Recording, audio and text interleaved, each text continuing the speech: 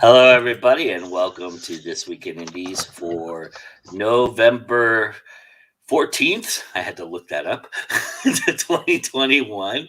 Uh, we've got a great show for you, and in a minute, I will be bringing on the roundtable to talk about. We're going to be talking about virtual writing groups. That is the topic. But something happened in our world just recently, and I needed to talk a little bit more about it. If you saw Friday's show or late night news, you know that I did express some of this opinion there, but lately, what I've been seeing, I just need to make some clarification and some.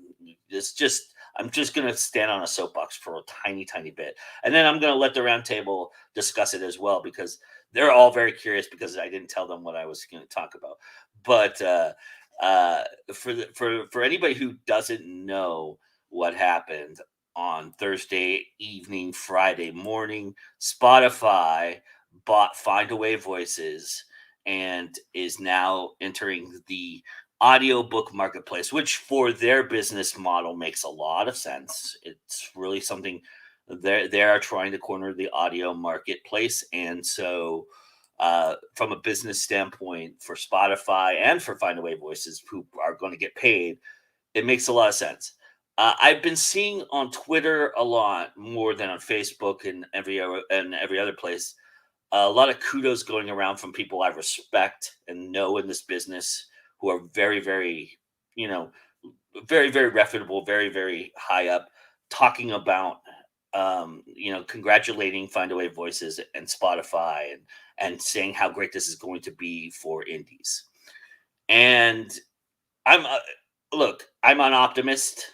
If you read my reviews, you know that I always want to talk about the positivity of things, and for the most part, I will stay positive, and I'm hoping for the best with what's going on and what's going to happen. But I'm also a realist, and knowing the level that we are all at and where most of the people who frequent our shows and talk about this, we're all at a similar spot in our careers and who we are. And I just want I have cautious optimism when it comes to things like this, simply because it just started, it's just announced. So who knows how this is going to play and how it's going to go.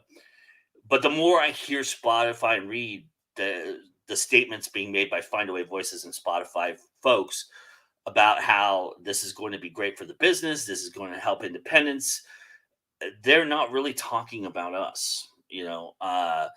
And I say that because Spotify, if you don't know what they've done with independent artists, just ask any independent musician out there what they think of Spotify. And they will tell you. They'll be very brutally honest with you about it. It's not it's a necessary evil or a necessary part of their business plan and their modeling, but it's not something they depend on. It's not something that they've come to know as their revenue stream or their next step. A lot of people want to blow up on Spotify like they want to blow up on YouTube and Twitch and all these other things as well. And some people have some, and to be fair, that has happened.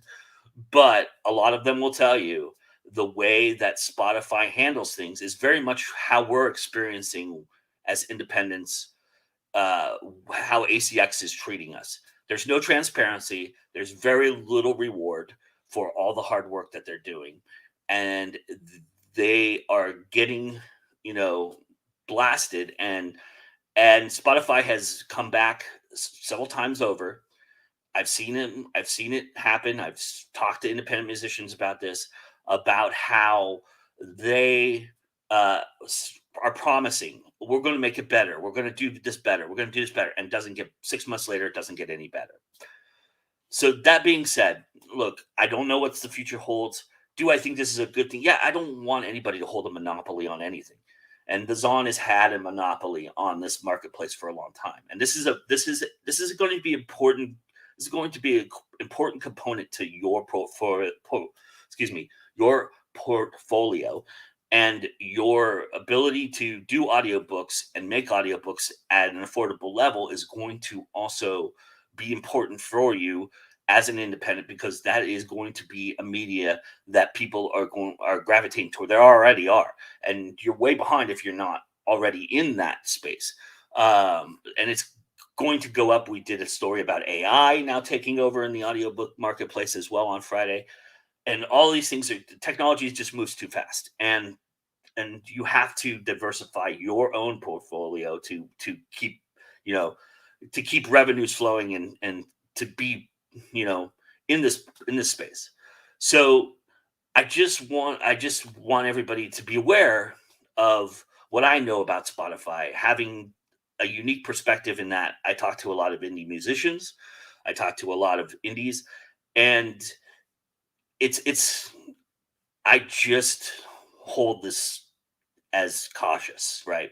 I just want to caution people. It's the neat new thing. Everybody's excited about it. I get it. And a lot of people are congratulating their friends who work at Findaway, and I get that too, and that's totally fine. Because we all, the one thing you do know about this business is how small this community really is and how big it really is. And we know each other and we talk to each other, and that's really great. That's a great part of what this community is so great at. But in that respect, I know everybody's heard about what happened, Joe Rogan getting this big deal from Spotify and getting paid. Findaway Voices is getting paid for what they're doing. But is that going to change the landscape? I think there's a wait and see approach on it. I really do. And I'm just really hopeful that Spotify takes a lot of, what is being told to them from people that I respect who are on our level. And that they have an ear to Spotify and to Findaway Voices. I don't know. And that's where I'm at. And so with that being said, I'm going to bring in the round table here. Let me get my little graphic up and bring them all in and unmute them all, because I muted them all so that I could just say what I needed to say. But with that being said, I don't know if anybody else wants to chime in real quick and say something. But maybe we could talk about this after we introduce ourselves. Why don't we go ahead and just introduce ourselves first, and then we'll get right. We'll talk about it a little bit, and then we'll get to the topic that we really meant to be talking about today. So I'm just going to go down the line. Nikki, why don't you start us off, please? Hi, I'm Nikki Nelson Hicks. You can find most of my books listed down there on my website or on Amazon, The Great Evil, but that's what we all have to do. I write speculative fiction, horror, science fiction, monsters, murders, whatever. That's what I write. Hey, I'm Sarah S.E. Anderson. I write sci-fi humor, so there's the Starstruck Saga and a few other YA books such as X Marks the Spot, and I am really happy to be here. Hi, I'm Josh. I have a big mouth. People pay me for it, and I also write books. And hi. Hi, I am Courtney C.O. Cannon, aka C.O. Cannon. I do my site is Fiction Atlas Press and cocannon.net. I'm all over the internet. I write fantasy and sci-fi, and I help Joe out with a couple things here on Go Indie Now, including hosting the show, which was awesome. If you haven't seen that, you guys go check that out. She was fantastic at it. Yeah, I was realizing as I was flipping to each of you, I was introducing you in my voice, but you weren't hearing me because I was muted. But you all took the cue like pros anyway, so you're the best. All right, so let's talk about this. So anybody want to voice their thoughts? I'll give you a primer. A.F. Stewart says she's a pessimist, so she fully expects the merger to screw everyone except them. But Yeah, that makes sense as a business. Yeah. But I don't know enough about anything to really say anything about anything. But no, I would not be surprised. It is a business. Welcome to capitalism. That's what they do. So My Very well. my own opinion is I'm very well aware of Spotify's issues with artists in the past. There's some well-known cases, and you can look them up. I always tend to look at this is how I always look at things. This is not optimism, realism. I look at the history of a company because what the company has done in the past, it was what they're likely going to do in the present and the future. That's just how it is. It doesn't matter what industry this is. So if you want to get an idea of the ethics and integrity of anything, you want to cut out through a lot of the crap. Look at what they've done in the past. I fully expect Spotify to do what they've done with the music in their own way. I do expect in the short term there's going to be a little bit of what I would call I'm going to get my own piece of the pie, and Amazon and them are going to have like a tug of war for a little bit. It's my pie. It's my pie. That's what I expect early on. But when it does eventually settle in, I expect just basically the same practices that have always been done. If you're an indie, it might be a monster you have to deal with, but it's a monster. Don't kid yourself. Nice. Come on, Courtney. I know you have an opinion. I don't really. I think I'm the only person on the face of the planet that's never used Spotify because I listen to Sirius XM, and so I don't really. I have no real opinion on Spotify. But if they're anything like Amazon, like we saw before, Amazon is always sticking it to the indies some way, somehow. So it's always a pay to play sort of game. So if you have the money, if you've got the funding behind you, if you're a big publisher, I'm sure they're going to treat you a lot better than if you're an indie. And that's pretty much standard anymore for any big company. Because I just use Spotify for podcasts, pretty much. My podcast is on Spotify. It's actually ironically one of the least useful tools I have, believe it or not. It's on Spotify, but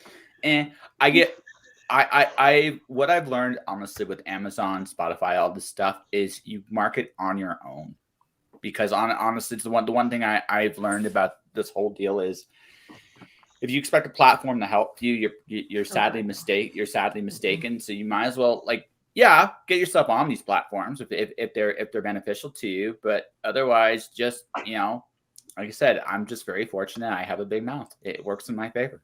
So, but that's what I would tell everybody. Just don't expect short term. There might be something, because I think the initial staking territory, there are opportunities that will probably present themselves, but it will be fleeting. So if you're going to jump on it early, or don't bother. Mm-hmm. What do you think, Sarah? Yeah, I totally agree. I feel like they're going to want to show themselves as being competitive to ACX at first. So they're going to try to make it a good incentive for us indies to jump on. But the thing is, when I always see all these articles about how it's great for indies, I don't think they understand how committed us indies are. They still see a lot of us as being those people who want to get their book out with no effort and not seeing the powerhouses that exist in the community. So I'm really interested to see how they'll make themselves stand out to ACX compared to ACX. And I'm just really interested to see where this is going to lead, because again, as you guys feel, I'm ready for them to screw us over. Let's just say it that way. Yeah, I mean, let's face it. We've all been clamoring for somebody to take DAZN on. I mean, we all. I mean, most of us anyway have been thinking about that, and how it will can sway, swing kind of our way a little bit and help us out a little bit. But with that comes, if you're going to take them on, you have to be big enough to do that. And in being big yourself, there's a little bit of give and take there. So it's kind of like, all right. But yeah, I really hope people understand that this is, as everybody has said, a business, and it's a big corporation, and they're becoming bigger and bigger by the day. And their goal is to run audio, and hey, more power to them if that's what they intend to do, and they're doing it the way they want to do it. I just hope that everybody understands what that means. So that's how I feel about it. All right. So, I sent an article that had nothing to do with actually writing per se. I mean, it was more educational writing and stuff like that. But I found it fascinating because of the idea of the way algorithms work and how, you know, people are confused about, should I have a page? Should I have a group? Should I have this? Should I have that? And virtual writing groups, what are they really? What do they do? How do they work? And all this interesting thing. And so I thought we could piggyback a little bit off of what I sent you and talk and pivot toward what is more important to us. And so in talking about these groups, and I know every single one of us is probably in one of these groups, if not multiples. I'm kind of curious, right from the start, when you approach thinking about being a part of a writing group, what are you looking for? What are the criteria you have that you look at that says, I want to be a part of that group? Is it the amount of people? Is it the amount of activity? Is it the type of activity? What are you guys looking at when you're looking at joining a writing group or putting yourself into a group? Effort. That's the number one thing I look for. I don't worry about what level people are at. That's irrelevant to me. What is relevant to me is, are people going to come, show up? Sometimes you just want to be social at these things, because let's be honest, like writing sometimes feels very solitary. I think if we're also super honest, it's not the most solitary thing in the world, but it does feel like it at times. And so having some people to come in that kind of have the same drive motor you have is always an awesome feeling, to be around people that get where you're coming from. And I think that's huge, but it's more than that. It's also just effort. I find that I actually kind of run I call it a not so secret write club, just on Zoom. I've been doing it for last year with a couple of people. It's been great because we go in, we write, we work together, we tell horrible jokes to each other. Sometimes we have some serious debates too. Me and one guy have definitely gone back and forth on some things, which is always fun. But the efforts there, people show up, they want to do something, they want to make something of themselves. That's awesome. That's so motivating that I think, honestly, that's probably the biggest thing I look for. As far as powerhousing and working on a group think, I think that's a great idea. I just think that finding people of that like mind, that might be a little trickier. Awesome. I don't really belong to a lot of virtual groups. I've done a lot of virtual, like especially now since the pandemic, virtual cons, writer cons. And for me, they're great mainly because I don't have to really be there. I can just kind of lounge and lurk and listen to people. And I learn so much just listening to people talk about the business or talk about what they're doing and that kind of stuff. And that's great for me. I like that. I'm also taking some virtual writing courses. Again, being a lurker, I can just kind of lurk in the background and listen and stuff. I guess idea of a virtual writing group is some Facebook groups that I'm a part of, but the biggest reason I even stay a part of that group is if the quality of the books that they push. And they're pushing a lot of things, and I'm like, ugh, that's or that's getting political, it's getting really argumentative. I don't need that crap in my life. I like it when they just talk about books and people and kind of help learn about what's new out there. Other than that, I'm a lurker. I haven't really taken advantage of the virtual thing. Back in the back days, the 4 days, I used to run a lot of writers groups. This is all, personal 101. And writers groups for me back then, when I worked those groups, was great. It's a great way to find community. It's a great way to make connections and find publishers and find things that are out there you didn't know was out there. It's also good to have someone remind you you're not insane and give you good critique and feedback from someone who you can respect and who respects you. So for me, it's more of I preferred it more when it was fleshy than virtual. Maybe I'm just old. Sorry. That growth mindset, that growth mentality is really so essential to a good writing group, at least for me. Like, I am looking for people who want to grow and improve, and we're all on that same path together. And learning from each other, with each other, finding resources together that we can share, that is really something I love. So I do prefer the smaller groups. Oh, yes. My favorite group that I'm in is 5 people. So that's all I needed. And during the pandemic, we put out an anthology and connected with other authors through that. So that is the type of group that makes me thrive, because we are a team and we are learning together and all on this adventure together. It's a community within a community. Yeah, especially the smaller groups, because you meet so people nice. who get you and you can trust. That's the big Yes. thing, is find someone you can trust, that you can bring. This is the baby. This is my baby. And they won't make you feel bad. They won't break. 'Cause I have been in groups where there is always that one asshole who decides, I have, and they're there to cut you down. Mhm. They're there to make you feel small because they want you to. It makes them feel big when I make you feel small. And they're always out there, and you're going to meet them. And when I ran groups, I made sure I pruned them real quick. You're out. You're not a part of this group. We don't need that kind of stress in our lives. So, but I've found you always need a leader, that one person who kind of is the person who keeps the bad guys away. So There's no room for ego in these groups. oh, there's what ego? We're trying to create nothing. We're trying to create something out of absolute nothing. You know the magic in that is? It's so hard. And people, especially you have to give yourself, for me, my experience in smaller groups has been people who've come to my group and they need permission to create. Isn't that sad? They've been taught you can't be a writer until you have all of these degrees. Well, no. If you have a story you wish to tell it, you may tell it. You don't need to go to college. You don't need a piece of paper saying this is what I do. And I give them permission. You have my permission to create, to do whatever you want to do. And some people just need that. They need someone to tell them, you have my permission to create. Yeah, that's honestly probably the biggest lesson I've learned on my podcast. I can usually tell when the writer needs permission or when they don't. Right? I can usually tell. It's all in how they present themselves, and it's like I said, it's a strange thing. It's just like we feel they need this. I think if we're being fully honest, all of us write on some level for some kind of validation. We all, like, if we're being very fully honest, we do it. But what I think part of the journey as a writer is you come to the realization that, you know what, I'm just going to do what I'm going to do. I don't give a damn.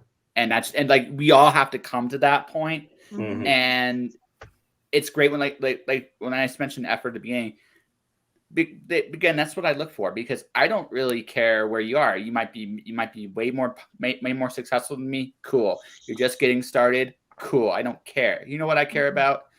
What are you doing right now? Right. That's it. That's all I care about. I've learned a long time ago that where we end up in the pecking order is there's a little bit of a random chance to that. Yeah. So random. Assuming you do everything right. That's a topic all on its own.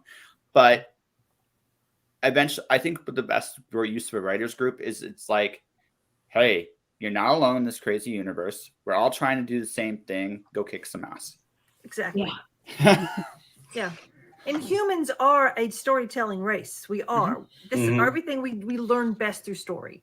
And again, people get that beaten out of them. I blame education. They beat it out of them. Where's your themes? Where's your metaphor? Blah, blah, blah. Well, it can be just a good story. I don't need to have, the 3-arc system. So yeah, it makes sense. I was very fortunate. My high school, I actually had a teacher. I wrote my first novel in high school. He would actually read and actually help me get better. I will say this for my particular case, my education system was awesome. It made me the way I am today. So I don't know if that's a good or a bad thing. No, I was very lucky. I always had teachers who encouraged me. I was never ever pushed down for being weird. They pretty much encouraged the weirdness. I'm very lucky, but I do have friends, and I've met via my stuff, who were told, well, no, this isn't a good story because you used the wrong noun, wrong verb, blah, blah, blah, blah. And they picked it apart grammatically, and therefore you can't be a writer. I was lucky to have parents who did that for me. Parents who were like embracing my weirdness and letting me be who I want to be, letting me spread my wings. Yeah. My parents gave up on that a long time ago. They just let her go, let her do what she got to do. But yeah, I was very lucky. I was. Well, you're making me super nostalgic right now. I was lucky in 6th grade. My English teacher. So I was in a French school in an international section. We were 25 kids who spoke English. So we were bonded. And in 6th grade, she said, all right, you're all writing a novel. That's awesome. And she sat us down and taught us to write a novel. And it was very guided, and we did it together. It was my first writing group. We traded with each other our stories, and then we had a fully written book. And then she's like, "Hey, have you guys heard of NaNoWriMo?" Wow. Love that. Awesome. Awesome. Yes. So good. My sister-in-law did that with her class. She was a special ed teacher, and she went to it was a high school for special ed kids. And she said, "Okay, this year we're going to learn how to write. We're going to write a novel. You're all going to write a story." Like, Miss Beth, we can't do that. We can't read. We can't write. Oh no, we're going to do this. This is happening, and she did. And it was such a great ego booster, and it helped these kids. These are high schoolers who have been taught their entire educational career, you can only go this far. And she said, "Oh, no, we're going. You're doing this." And she did. And it helped these kids so much to realize that being a writer isn't some sort of super special sacred trust. Anyone can tell a good story. And she helped them. It was great. That's awesome. So Courtney, as somebody who has a group that has like 25,000 people in it, I'm kind of curious from your perspective how you look at groups, because you run quite a few of them, and so and one that's very prominent, as I just mentioned, and I'm kind of curious what your criteria is, because that's it'd be interesting as for somebody who does this, who spends most of their time online for a living, Yeah. Well, personally, when I'm looking for myself, I look for knowledge. I want a group that has a lot of different people in it doing a lot of different things. So I have a perspective to see, different ways that you can be successful, because there's no one way that's right. And one of my favorite groups is Wide for the Win. They have a tree of knowledge in there. It's just like the pinned post, and it has so much information about just any subject that you would ever need to know about. And they've got recommendations for other groups and other resources, and it's probably my favorite group on Facebook. I run some large groups, mostly because I took them over. Because I don't know if you guys know this, but if you go to a Facebook group and it doesn't have an admin, you can actually take that group over. So I did that for a marketing thing, so I could always have my own branding at the top of those groups. And so those groups are more like promo groups where you can just, drop your book and go. Those serve a purpose sometimes. Mostly for me, it's just for marketing purposes, to be able to put whatever I want in the pinned post and whatever I want in the header. But also, like with my Fiction Atlas group, that group is more about community. That's about us, doing all of our promos together, but it's also more about us connecting on like a personal level and being able to trust each other and being able to get together and share our knowledge and work together to make everybody get more sales. So it kind of varies for me. I am not in any like writing groups where you sprint or anything like that, because writing for me is very solitary. I can't do it when other people are around. I can't do it if I have like somebody that I'm up against, like in a competition wise, how some of the sprint groups are like, well, how much did you get done? I am a slow turtle writer. Like George R.R. Martin is like fast to me because I cannot, I am a person that edits as I write, and I cannot turn that off. So most of the time, whatever I get done when I get done with my first draft, it's pretty much done. It's been edited so many times that it's crazy. So for me, mostly just knowledge and community is what I look for in other groups. Nice, awesome. And Anita agrees with you. Wide win for Wide for the Win is great. She also had this awesomeness to contribute, and she looks for inclusion in writing groups. She prefers groups that treat beginners and experienced writers basically the same, and doesn't like groups that segment into little cliques. And that happens, as Nikki was talking about. There's always that asshole that separates people. Always. Sometimes it's not just the asshole. There are interesting ways to deal with the asshole, but that's another different topic for another day. But the thing is, I actually clicks aren't necessarily a bad thing in groups either if they're big enough, because what's going to happen is people tend to gravitate towards people I find either on their level or slightly above their level. Because again, it's from a knowledge standpoint, we all have different approaches to how we do this. And sometimes you can, again, just something that's been stated earlier, you can learn from everybody. But there's going to be some people you're just naturally more comfortable being around than others. And that in itself is not entirely a bad thing. Yeah. I agree. When people would come and join our groups, I would tell them that. Find the person who connects with you. You're going to find your people. And you don't have to, if this group doesn't work for you, especially with the Nashville Writers Group, we have we got all kinds of different groups. Because we pretty much broke off into different kind of genres and different kind of things. So you look for the other group that you'll find for your own. So yeah. Where do writing groups fall short? What are some pitfalls that you see, or some red flags that you avoid when you see a group? We mentioned the asshole thing already. So yeah, but every group has that. Every group. Has no, that. I think here's the big thing. Is it like something that SC mentioned? Does it help with your growth? Because there comes a point with every group too, like. What tends to happen, what can happen in a group, there's a certain level of stagnation that can happen.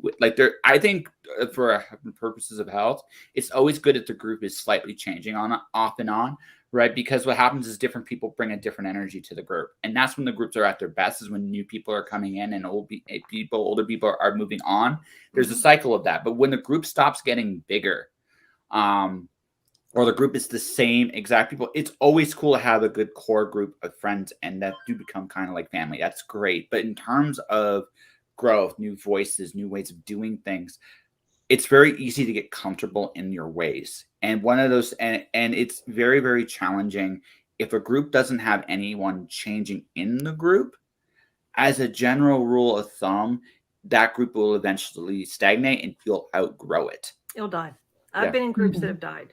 My very first group did that. My very first group on Facebook that I joined, that was part of a writing group. I feel like I haven't been back there in a year, maybe two. No. So it just fell apart. Yeah.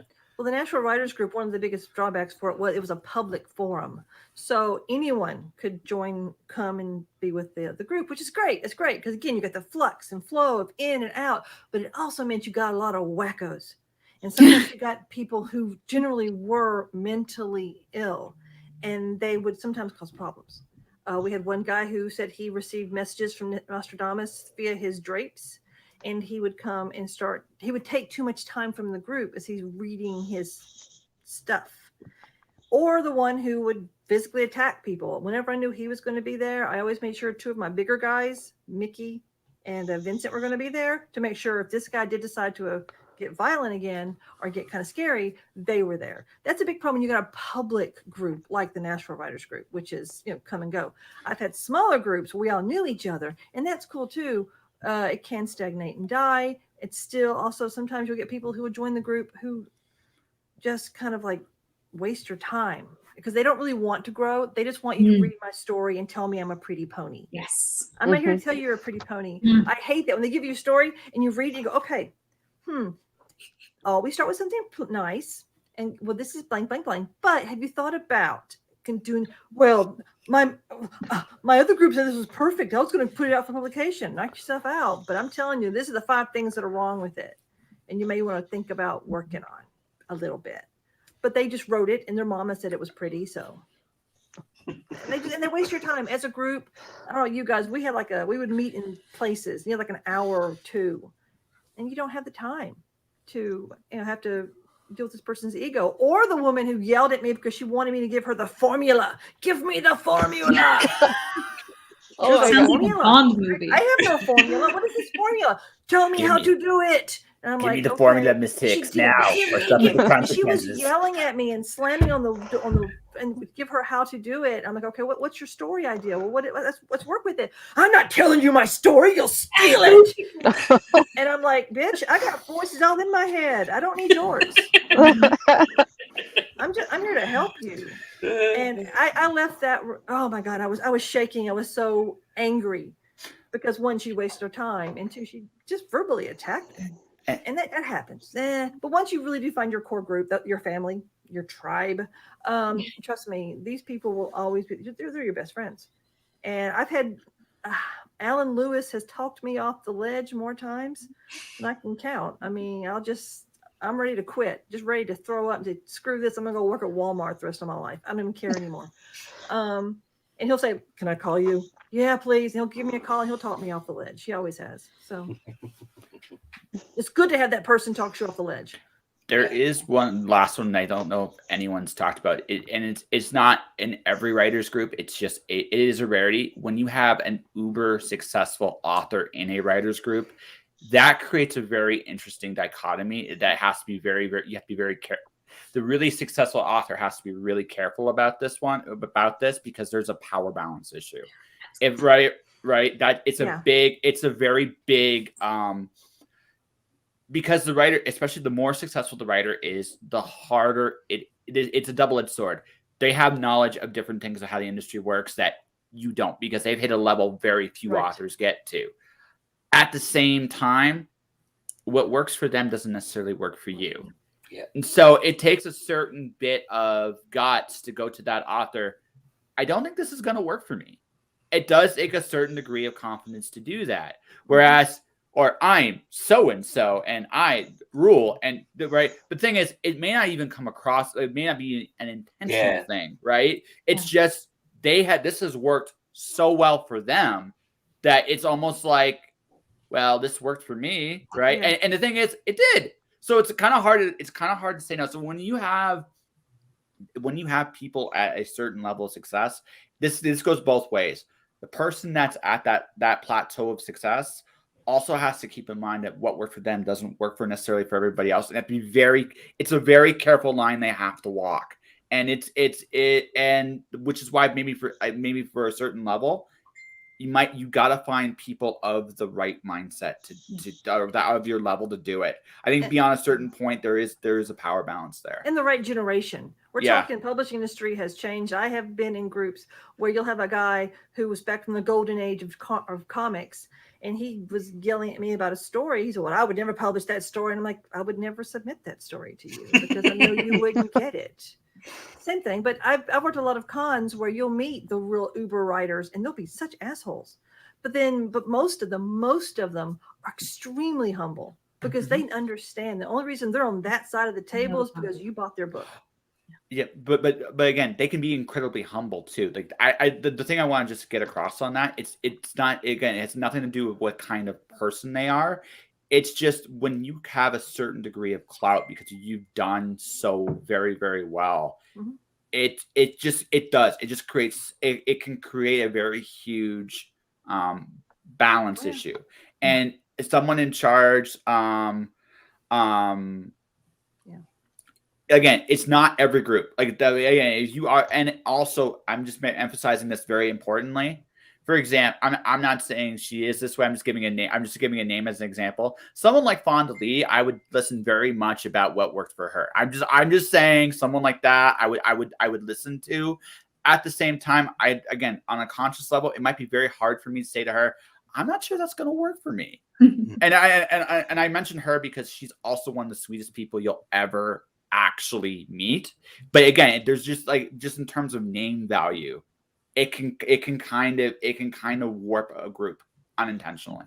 I can see that, yeah. Touching on that, I want to talk also about the power dynamic because I've seen some big name or powerful authors who take advantage of the younger newbie people in their groups in some pretty awful ways, for clout, for free marketing, for basically stealing their stories and just slapping their name on it. And it's just been cringe to watch that happen because you see it happen, but this person is successful. So you think, maybe this is the normal way of things.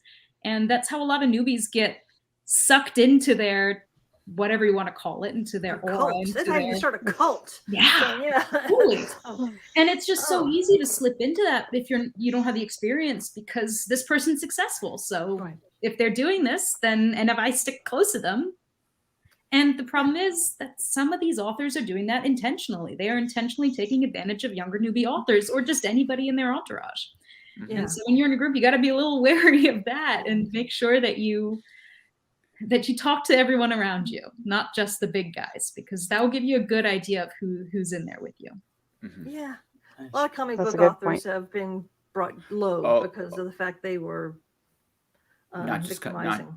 Not just comics. I got stories, believe you me, on that. Like even just from my own experiences, again, just something I'm very much touch on. Success brings out your best and worst qualities as a person, and so it's very easy if you get to a certain level, and I know this is quite on topic, but it's very easy to get to a certain level that you ignore your bad habits, because why would you fix them? Because you're already very successful. And once you come to expect certain things, right, it's very hard to change your habits. I'm not justifying anything that's been done to people, but what I will say that like there is a certain nature in the industry, like when you are successful, people tend to give you a lot more leeway, and it's a rope you can hang yourself with.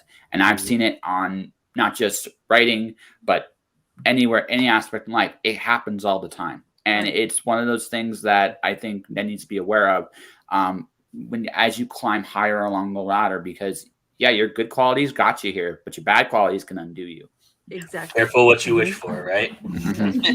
And I've seen it in film as a great example. As filmmakers and actors, I've met many and talked to many on many different levels. I've seen people rise and fall, and it's harrowing. It's really, I mean, I take it all as life lessons, right? I take it all in, I sponge it and kind of look at it, but you have to be a certain kind of person to do that, and not everybody's made for that, and so not everybody at that level is made for that. And like Josh said, they may not even know they're doing it consciously, That's why it's good to have a Han Solo in your life that smacks you and goes, "Hey, dude, But I have several Han Solos in my life who like to slap me. And most of those guys do. Most of those people do have that, but it still doesn't. There just comes a point, I've said this. There just comes a point you get to a certain level, you come to expect certain things. I've never been that level. Your ego, there's ego's a very fine line.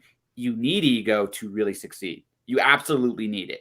At the same time, it can also be your undoing, right? Because your ego will get you your worth, ironically enough, but your ego will also destroy you if you let it take over. And I think on some level, if we're being very honest with ourselves, none of us are perfect. Like some of us would take our blue M&Ms and only blue M&Ms in a jar as a requirement because we can get away with it. And we all have those little knickknacks and niches and quirks inside us. Recognize that. If I could share the writer that Courtney wrote me before she hosted the show, I would. Sorry, that was a bad joke. Everybody, Courtney is very, very humble. I was like, wait, what did I do? I had a choice for a writer. Yeah. But like I said, I've been very fortunate. I've interviewed some amazingly successful. Most 90% of authors you will meet, 95% are very humble and grateful for where they're at. But again, just something I've been aware of dealing with really successful authors too. All of them have an ego. It doesn't matter who you are. You have to have it to get to where you're at. So staying successful is much harder than getting to success. And this is one of the reasons why.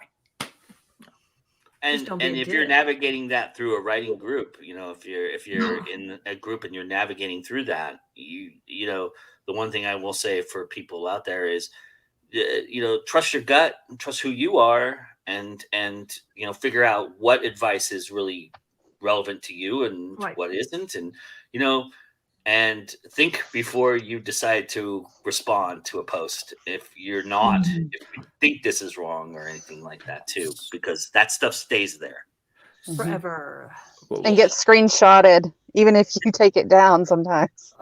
So I think the best piece of advice I got is from a very famous writer. He always says, never stroke your ego in public. It's actually one of the best pieces of advice I've ever heard, because it's true.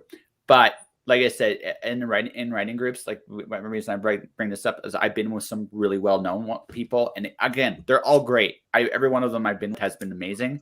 But also, I'm very aware of too, there are levels to this, and again, it's very easy to have someone uber successful just dominate a group, and even not necessarily intentionally. It's just they had so much success, they can't be ignored. Right. Yeah. Mm-hmm. Yeah. Okay, so I'm sorry, go ahead. No, I was just thinking about the difference between a person dominating a group and leading a group. The difference between a leader and I can't remember. I'm losing my words right now. I'm sorry. But it really is interesting. Yeah. Because you have the person who's in the trenches with you, and they might be super successful, but they're leading the group with, hey, I found this resource. What do you think of this? And really leading involved in the conversation. And then you have the other one who's all like, hey guys, my book came out today. I need 50 people to share it right now because I'm awesome. Yeah. And that's the only thing that they post in that group. Yeah, exactly. Yeah. And yet they're still going to get hundreds of likes because it's like, oh my gosh, big star. Love him. But yeah, I think the most successful groups that I've had, that I've been a part of, have really come down to who is very involved in the group and what are their intentions. Are they there because they want to grow along with you? And then that is just best group ever. Intention. That's the biggest key. Intention. Yeah, absolutely. Well, I have an intention, and that is, even though she's here today and she can introduce it herself, I have the intention of introducing you to the Indie Connection today, because Courtney's going a little bit out of this world for the Indie Connection today, and so I hope you guys enjoy it. And we'll be back, and I have the intention of brightening this conversation with some positivity as well that we'll talk about when we come back. So enjoy the Indie Connection, and we'll be right back.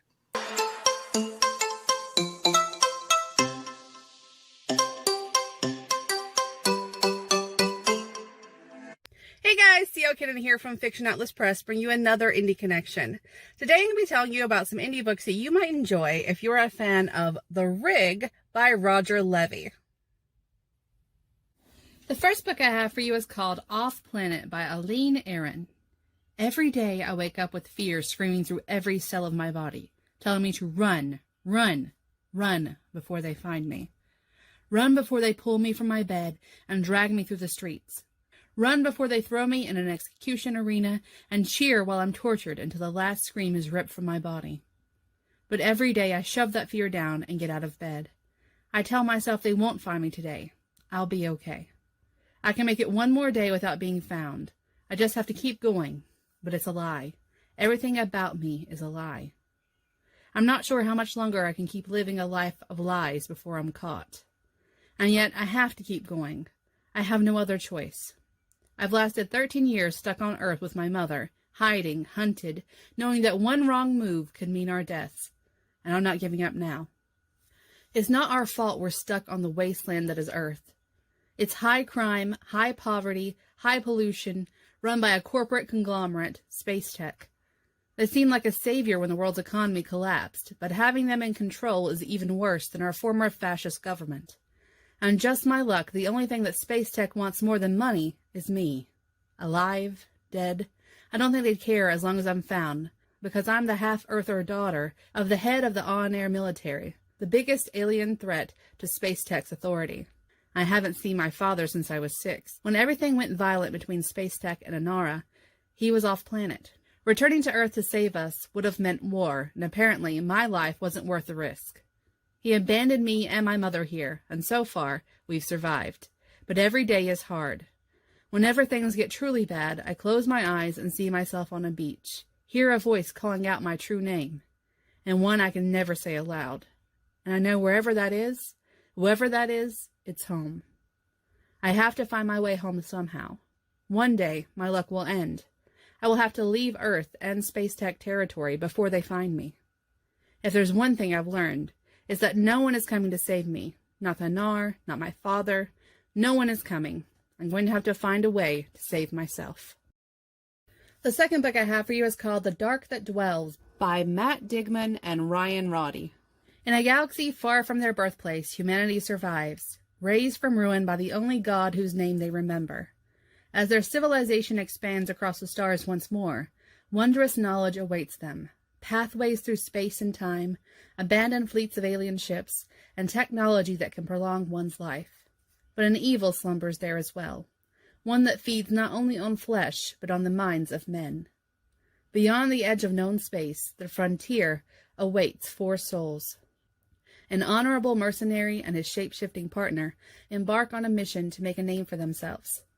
A battle-hardened soldier rides a dropship through storm-ravaged sky, burdened by the ghost of his past. A fanatical zealot gifted with malevolent power and a starship feared across generations, hunts the only heretic to ever escape him. And a young woman, wielding arcane fire and lightning, searches a temple on a remote world for the lost knowledge that could save her people.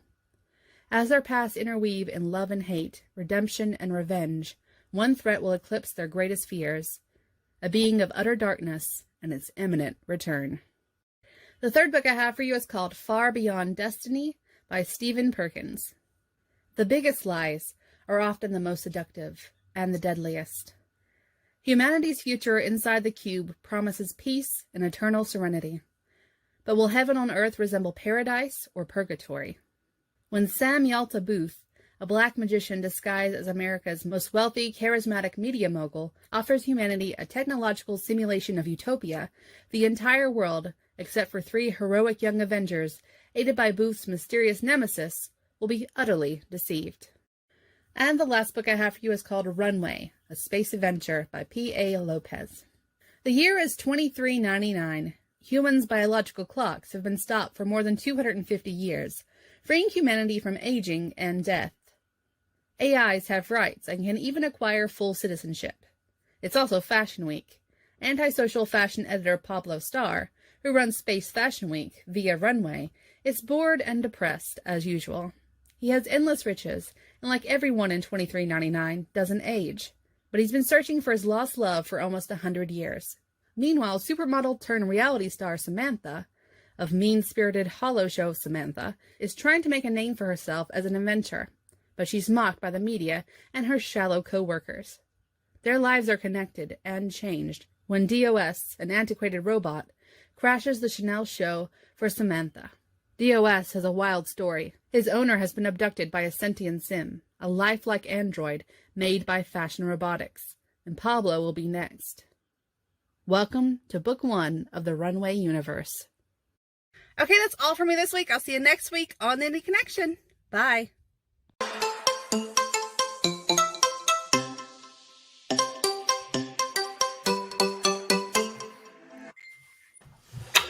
Yes, great indie connection.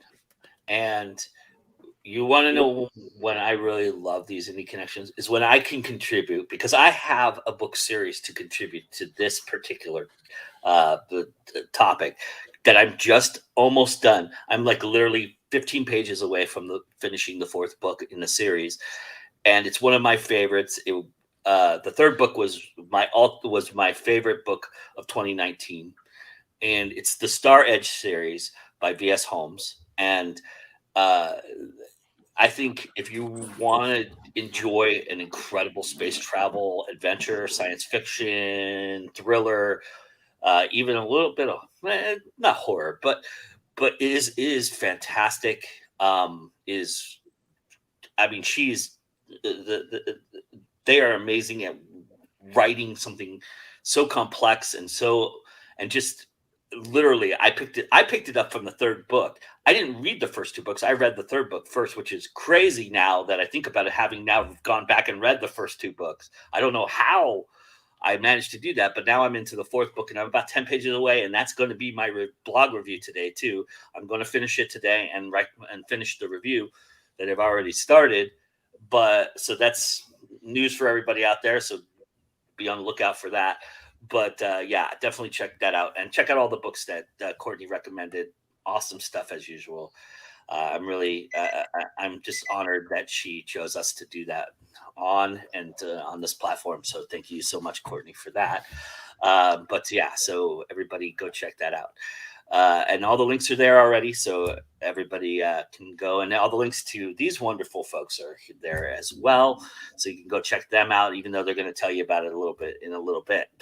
I wanted to pivot a little bit on the writing group and talk about things you've seen in writing groups that you've really thought were really neat or exciting, or something that you really go, wow, that's pretty cool. I wish I had thought of that kind of thing, or I'm in it now. I really like that. What are some things that you've experienced? And I'll start by saying I stole something from another writing group, which was to do polls that are more geared toward what you're trying to do in a way that is very encompassing for people to, gravitate towards. Like, for example, if I'm thinking about doing a series like I did with genres, I asked everybody what they write in, what genre they're in, kind of idea, and I thought those would be pretty cool to be able to do that on Facebook.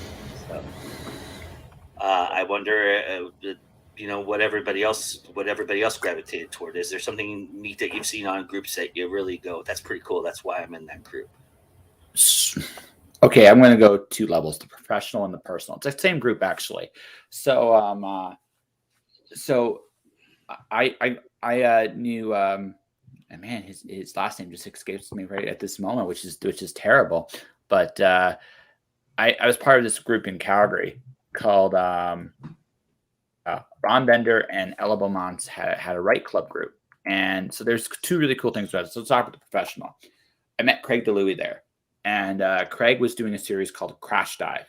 And he was doing this. And it was ingenious kind of to watch him work, because I got to learn an awful lot about the business of writing through Craig.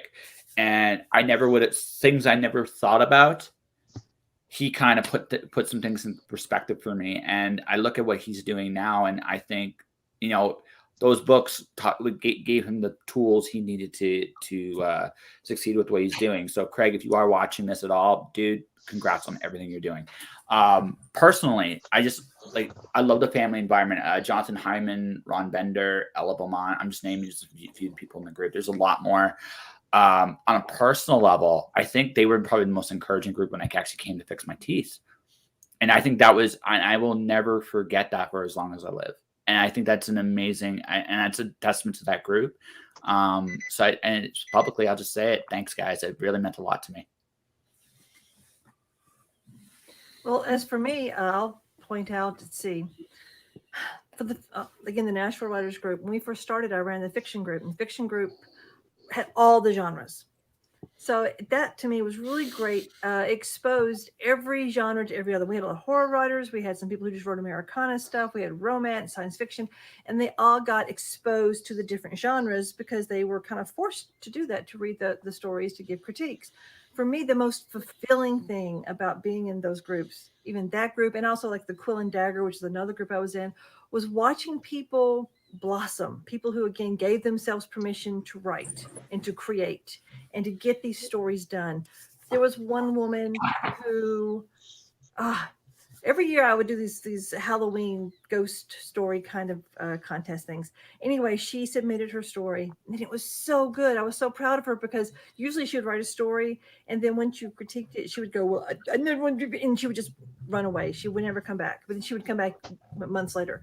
She wrote the story. It was so good. And I was explaining to her, this is really great. And she's like, well, I worked really, really hard on it. And I was like, see what you can do if you just work really pressured, just pull yourself into it. That to me is great. I love watching people blossom. Some of these people are still writers. Some of them have written what they wanted to write, and then they moved on with their lives. They don't write anymore. That's fine. They got the story out what they wanted to do. So for me, that's the most fulfilling thing, is to watch people blossom and do what they want to do. Well, I have a friend who one of my very first friends online that I met, and I read their book, and it blew me away. It's one of my all-time favorite books, all of my all-time favorite books. It's the only book they've ever written, and it drives me crazy because I'm like, and that's all they ever wanted to write. They're done. They're done. It's like, oh my God, dude, you are the most uber talented person I've ever met. I love your writing. And why aren't you writing more? And it drives me crazy. And so it actually fueled me, because then I was kind of like that, because I just put out my first book, and I was kind of like, okay, I'm done. I'm not going to write anything else about this. And now I'm 3 books in, and now I'm writing a fucking fantasy series. So, fucking fantasy series. That should be my fucking fantasy series by Joe Compton. So it's like, holy crap, Yes. I actually kind of admire him for walking away a little bit, because but yeah, it frustrated me to no end, because it's such a brilliant book, and I've met a lot of, on the flip side, I've met a lot of brilliant people great, wonderful writers, and they just kind of boop, boop, boop, they just do it anymore. They just don't. Which is fine. That's your thing, but it's very frustrating because I've seen very mediocre writers work their asses off and get published and do well because they're mediocre, but they push really hard. And persistence sometimes is a lot better than talent. Actually, I would go so far to say talent is the least important thing. Talent is just persistence. Just keep at it. Yeah. No, it's at least this is a game of self-belief. Honestly, this is really about I can versus the world saying you can't, right? Yeah. If you can stick a middle finger to that constantly and not quit, right, and just keep going, sooner or later you're going to reach through, and that's the game. Like it sounds really simple. It's not easy. There's a big I have difference. A friend whose entire career is built on spite. He just wants to spite his hometown. That's the only reason he keeps writing the stories, is just to go to his hometown who did not believe in him. Yeah. And I'm amazed by this. It's a powerful thing. Well, no, it is. It's a great thing. Yeah. No, this is all about self-belief. I've said this on my podcast. You learn a lot from professional wrestling. The dumbest thing about it is, right? Yeah, these people in these outlandish costumes, like going in there about how they're going to kick somebody's ass. I mean, it's the dumbest thing ever on one hand, but on the other hand, if you really look at what they're doing, they believe in themselves. If they didn't, you would not be paying attention to them at all. You have to commit. And that's the thing about writing. It's a game of commitment. And you have to be willing to go in there and say, I believe I can do this. Yeah. And if you have that, it doesn't matter what your talent level is. You'll get there. Yes, I agree. Sadly. And writing groups can help you foster that a bit. They can also encourage you. And you like we've all been saying, you gravitate to a certain core group of people, and those are the people that are pushing you forward and making you, do those things if you want. I unfortunately could not be that person for my friend, but he's my friend, and I value that more than anything. So we developed that, and that's I'm always going to be write all this down. That for that. So grateful for that, but but still write that down. I've been taking notes. I take notes the entire time we do that. I'm a note taker. I couldn't even tell. That's impressive. I've been doing blabbing. Nope, I've been. I wonder what the paper shuffle was earlier on. Now I know. Now you know. Yes. Yes. How about for you, Courtney? I know that you do a lot of things in your group. So, what's some of the things that you've taken from successful groups that you've really thought were really cool? I probably have two different things. Hashtag days, which I use in my author group, that's keeping people engaged in your group every day with some sort of content, like Meme Monday. We do Tunes Tuesday. It's called Tunes Day, and we just share our music. Wednesday, I usually do a small giveaway. Thursday, we do Thumbs Up Thursday, so something that you would give your thumbs up to, a product, candles that you like, a book that you read, a movie you liked, just something positive. And then Friday is Friday Reads. And then usually Saturday and Sunday we rest. Saturday's supposed to be Selfie Saturday, but I never get around to it. So it's like I have to put stuff on for that or use a filter. So I'd rather just skip it, let them do it and be happy.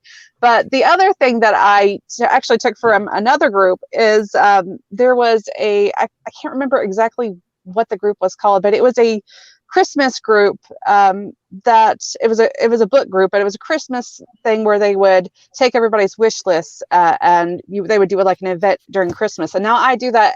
I do two things every year in my group. I do a Halloween party, which I didn't do it this year. I feel really bad. I've done it for 3 years in a row, and we used to Photoshop people into bad costumes and have a lot of fun. It's like a 2-day event, and we usually do a lot of fun stuff with that. But then also all December long, I do a Christmas thing where it's like a Santa's helper kind of thing, and everybody posts their wish list, and I'll go down through there and I'll buy one ebook off of everybody's wish list, and we kind of go through all that for the whole month. And so I try to make sure that everybody gets something, but everybody, sorry, I'm getting all mixed up. Everybody will go through and buy ebooks off of everybody's list, and sometimes physical books if they can afford them. And I try to tell everybody, put some stuff on there that is easy to buy, and that way everybody feels like they get something for Christmas and they can give something back that's cheap if they can afford it.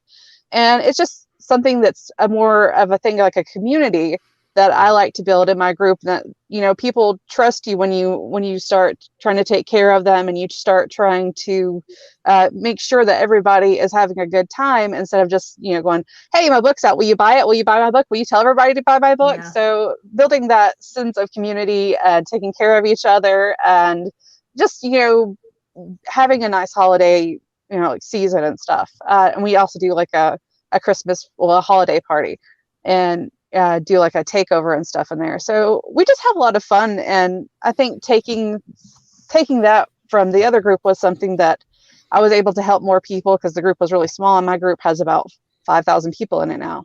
So we have a lot of people that throughout the month that get gifts and get to give other people gifts, and nobody gets left behind. So nice. How about for you, Sarah? What are some things you've liked in groups? Well, my favorite group is still this 5-person group that I'm a part of.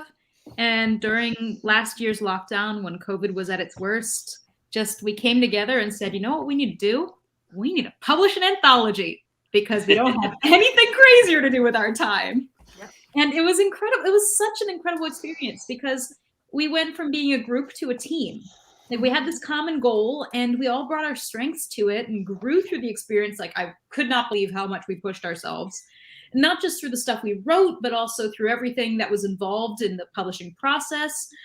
2 of the members are professional editors. They took care of editing the whole thing. We opened for submissions. We got tons of submissions, had to sort through them. Yeah. I did the design along with another one of the members. I learned how to format a book, and I'm pretty proud of the result. Let's see if I can get you guys a page. Look at that. That's gorgeous. that's good. Every Oh, icon nice. represents one of the stories. Sorry, I feel like I'm bragging right now, but I just love my group so Brag. much. Like, Yeah.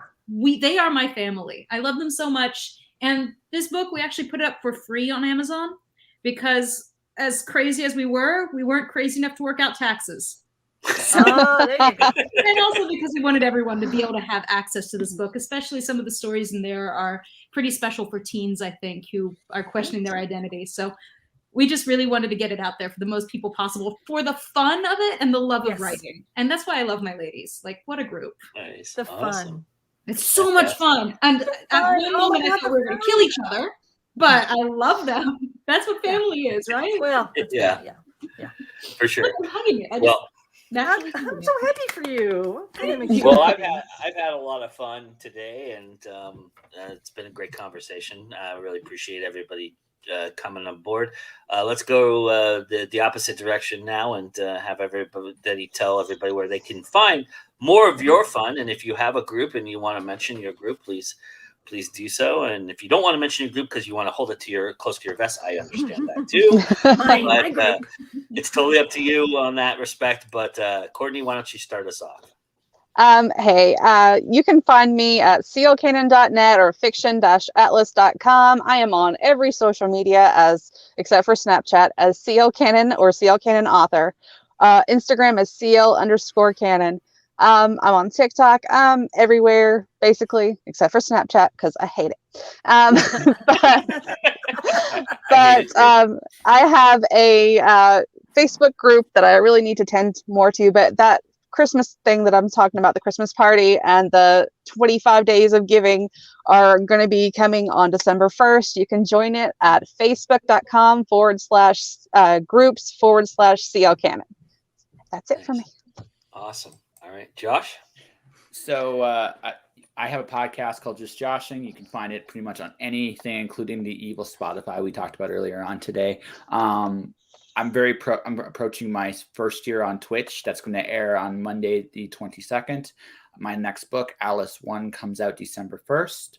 You can find me as J Pentalaresco. Like, see that my big long last name right there. Just look that up with the J. You'll find me pretty much everywhere with that. So Nice, awesome. And I'll save my little announcement regarding Josh at the end when I do my thing. So, Nikki, why don't you tell everybody about yourself?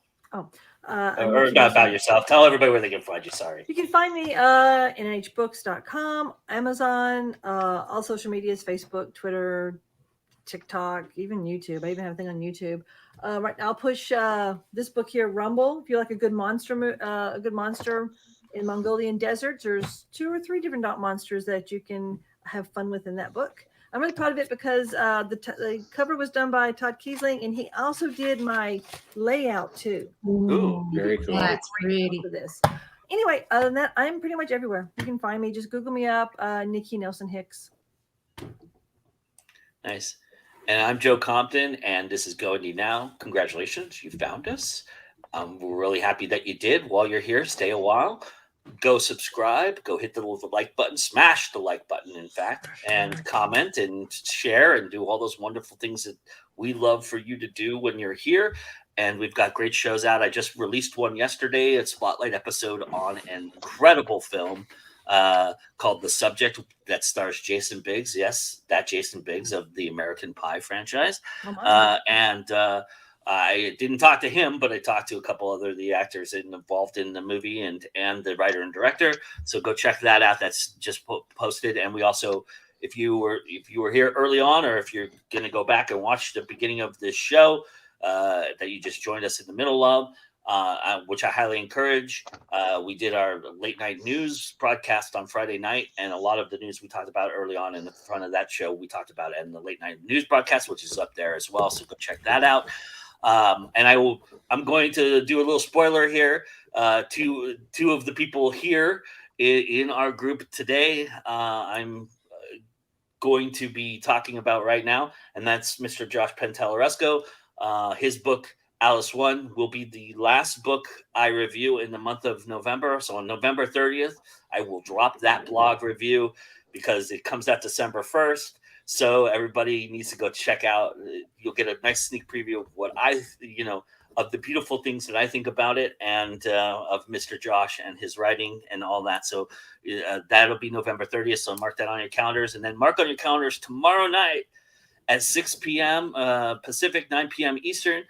It won't be live because right after this, Nikki and I, because I have something to do on Monday night, unfortunately, so I can't do it live, but Nikki and I will be recording the episode of 21 Grams that Nikki Nelson Hicks will be a part of right after this show tonight or tomorrow night. You'll be able to see that, and it'll be all about Nikki's love for the occult, and I've got a bunch of great questions for her. Oh, I can't wait. Oh my gosh. We're going to have some fun with that and joining us.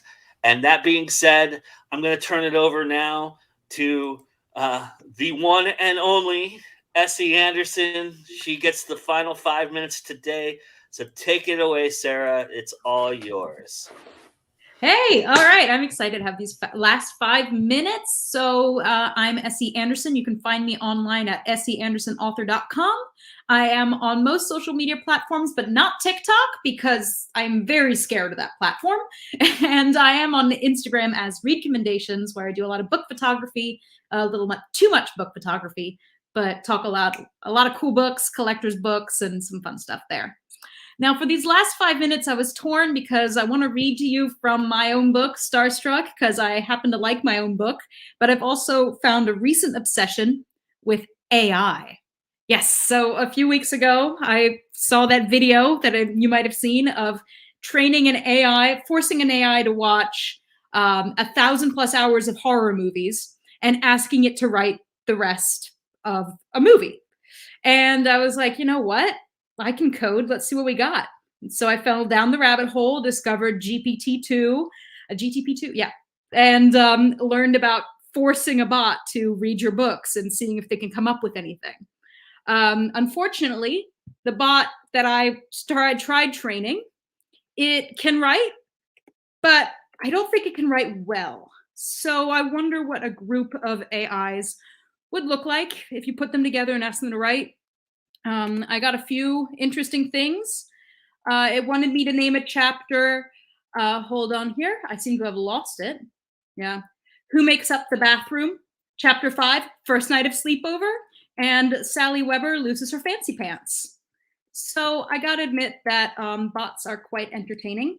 And so while I can't make a whole 5 minutes about that because it's not working as well as I'd like, I just thought it'd be an interesting thing for us to talk about. Anyway. Do I have enough time to read from my book? Well, let's see. I'll read until someone stops me, huh? So I was going to read to you from chapter 5. It's called All of the Abduction, None of the Probing. So the main character, Sally Weber, has just been abducted, and she's about to find out who a creepy person in the park has been. I awoke for the second time that day. Only this time, there were no bed sheets and no comfy blanket. No, this time I woke up on a cold metal floor, and I was already out of breath. It was like waking from one dream into another, though I knew this was far too real. I had been shot by an Inspector Gadget look-alike. I quickly checked my body with trembling hands. Wasn't injured. I didn't feel drowsy, just angry. I opened and closed my mouth like a fish out of water, and the putrid taste of an ashtray coated my tongue. And yes, I do know what that one tastes like, but that's another story. Had he used a stun gun on me? Were those things even real? I guess they had to be, seeing as how I wasn't dead. I was in a dark room, lit only by a weak light strips lining the top of the walls. It wasn't very wide, about the size of my bedroom back home, but the walls were gross. Metal, dripping with condensation, scratched in places and covered with what I really hoped was just rust. And I wasn't alone. In the chair nearest the door sat a woman who could have been a student at U Frank, wearing brown Ugg boots and comfy sweatshirt. On the single bunk, against the wall to my right, sat an androgynous person with a pixie haircut, wearing jeans and a long-sleeve t-shirt. They looked absolutely terrified. I scrambled up and backed against the wall. Bad idea. The gross wall water pressed against my shirt, slowly seeping through. I didn't know these people. I didn't want to know these people. Had they been the ones to take me? That's when it dawned on me, a little late, you might say. I'd been kidnapped. Well, shit. Don't be cat, said the Ugg boots girl. Everything will be lemonade, just stool calm. What? I asked. Oh, don't worry about her, the pixie person said. Her translator's on the fritz. Some words get jumbled. I'm pretty sure she wants you to stay calm. We're not going to hurt you. We're in the same position you are. Ugg boots girl nodded. As she did, she lifted a hand to push away her silky blonde hair behind her ear, flashing fingers that looked closer to an iguana's than a human.